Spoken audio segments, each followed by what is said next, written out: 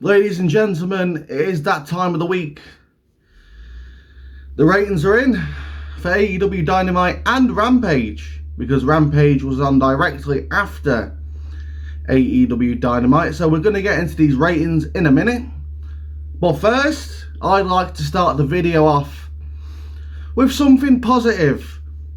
It's very positive, in fact. So Maurice announced not too long ago that she had ovarian pre-cancer, I believe, and I'd never heard of pre-cancer until this, but she has announced today that she is 100% tumour free, and that is fucking fantastic. Because I'm gonna pull back the curtain a little bit. It's not often I do that.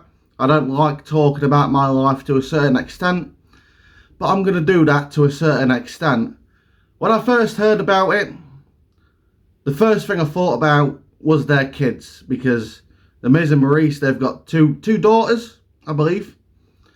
And that's the first thing I thought about, because when I was younger, I had to deal with a similar situation. Unfortunately, my mum did not make it, and the cancer did what it did. So that's the first thing I thought about. How are the kids going to deal with it if it gets too bad? Are them kids going to go through the same thing I went through? Luckily, the kids aren't going to go through the same thing I went through, because she is tumour free 100%. So congratulations to The Miz, Maurice and their children. I love to see things like this when people fight back and fuck that fucking illness up the fucking arse, because that's what it deserves. Now, let's get into these ratings. So AEW Dynamite, 800,000 viewers. 800. Now, everyone's excuse last week for the low rating was Mercedes Monè was not advertised for the show, even though it was blatantly obvious. And it was made obvious by everyone involved that she was going to be there. Absolutely everyone involved just did not try to keep it a secret whatsoever. We all knew she was going to be there. But that was the excuse. Now, there's no excuse this week, because not only was she advertised, but the main event was Edge versus Christian, or should I say Adam Copeland versus Christian Cage, for the TNT Championship. Now, you'd think even with their name changes, and at the end of the day, the average wrestling fan knows who Edge is, but they ain't got a fucking clue who Adam Copeland is. But you'd think that that'd still draw, right? No. And this goes to show the real shit AEW is in right now. When someone like Edge is in your main event and it's been hyped up and advertised, I will give AEW that. They promoted this the best they can. Well, maybe not the best they can, but a lot more than what they usually would. So let's get into the ratings. We've got the quarter hours right here, just like last week. Channel my inner Brian Last. New York Jewish person. Right. Let's get into this. Let's get into this. So, quarter one, 8 to 8:15 p.m. The Mercedes Monè live promo, an angle with Julia Hart, Sky Blue, Willow Nightingale, and Chris Statlander, and the Young Bucks Okada backstage angle. 911,000 viewers. So that's down from last week's opening, okay? So we'll move on. Quarter two, 8:15 to 8:30 p.m. Eddie Kingston versus Okada through picture-in-picture ads. 838,000 viewers, so that is down. Again, I'm not going to work it out. Mathematically, I'm dumb as fuck. I ain't going to sit here and work it out immediately like Cornette does, right? I ain't that smart. Here's something that's a bit telling. Quarter three, 8:30 to 8:45 p.m. And this is a fucking mouthful, so bear with me if I butcher any of this. Kingston versus Okada continues, and the post-match with Pac. Swerve Strickland backstage promo and an ad break. Willow Nightingale, Statlander, Monet, Stokely Hathaway backstage angle, and the start of Chris Jericho versus Hook. 791,000 viewers. So Okada versus Kingston lost viewers. Remember, Okada is the guy they signed to $4.5 million per year. So bear that one in mind. And Mercedes Monet's in there, but she wasn't advertised to be in that part of the show. Quarter 4, 8:45 to 9 p.m. Jericho versus Hook continues through picture-in-picture. Adam Cole promo, an ad break, and Jericho backstage promo. 735,000 viewers. So we've gone down again, but we do go up a little bit here. Quarter 5. Are we on 5? 1, 2, 3, 4. Yeah, 5. The big 9 o'clock hour. 9 to 9:15 p.m. Will Ospreay live promo. Adam Copeland, Christian Cage video. Deonna Purrazzo and Toni Storm versus Mariah May and Toni Storm. Yeah, WrestleNomics fucked up here. It's supposed to be Thunder Rosa. Through picture-in-picture ads, 758,000 viewers. So they've gone up a bit. And it's another segment with Will Ospreay. They did this last week, but again, it's the 9 o'clock hour. People are channel changing. They're flicking through, see what's on. Deonna Purrazzo and Thunder Rosa versus May and Storm continues. An ad break. Swerve Strickland versus The Butcher. Swerve Strickland versus the fucking Butcher. My God.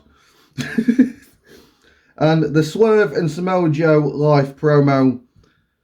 765,000 viewers. So, again, they've gone up a little bit, but they've still not been able to get back into the 800s. Quarter 7. I'm butchering this shit. 9:30 to 9:45 p.m.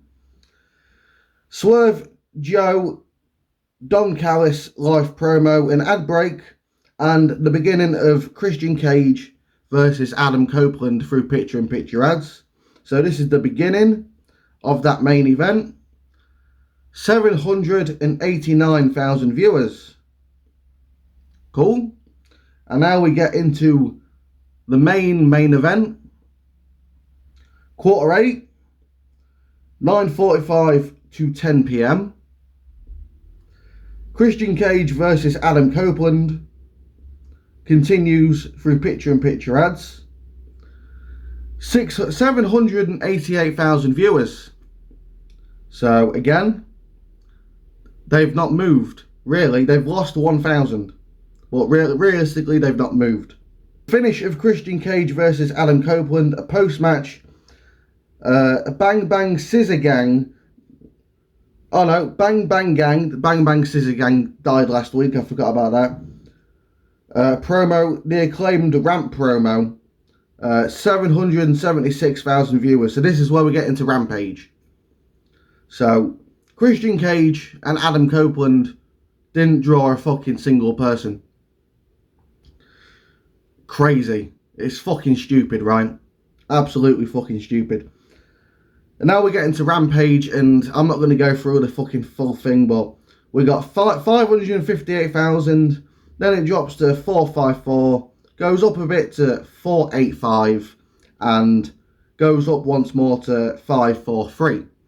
So these are good numbers. These are actually good numbers for Rampage for once, because usually they're in the threes. So Rampage is considerably higher than what they usually are. But Dynamite, man, holy shit. What can Tony Khan do to get people to watch his show? I don't know. Because at this rate, they could have John Cena and they still wouldn't move an inch. This is very telling, and I put it all down to stigma, the AEW stink. People are used to AEW doing what AEW does, and they've left a stain on themselves, a stain that they can't get out. And I don't think they can ever get that stain out, because people just don't give a fuck anymore. And not only do people not give a fuck, but they are losing their main fan base, because it's no longer an alternative. It is a parody of 2019 WWE. That's what AEW is. It's nothing more than a parody of Vince's horrible booking. A parody of stuff we don't want to watch, we already had to sit through, and don't want to sit through again.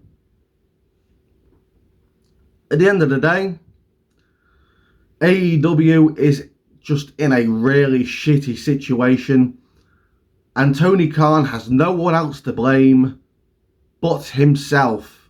Yes, you can blame the Young Bucks, you can put some blame on Jericho. Danielson can definitely take some of the blame, because he's the one that's booking Collision, and we've seen what's on Collision. Terrible stuff. So you can put some blame on those guys, Moxley as well. Yeah, I mean, AEW's fucked, is all I can say. It's all I can say. So this video started on a positive note, and now it's ending on a negative. AEW is unfortunately dying, and I say unfortunately because I had so many high hopes for this company when it first started, when it was announced. I wanted it to not put WWE out of business, but give WWE a kick up the arse. Now, they didn't do that, because if Vince was still in charge right now, Vince would be destroying the company even more. Well, because Triple H took over, Triple H boosted the company up without the need for competition. AEW have achieved one thing. One major thing they've achieved since they started 5 years ago, and that was the return of CM Punk. Something we thought we'd never see. He returned to wrestling after 7 years. That's what they achieved. That's a big achievement for them.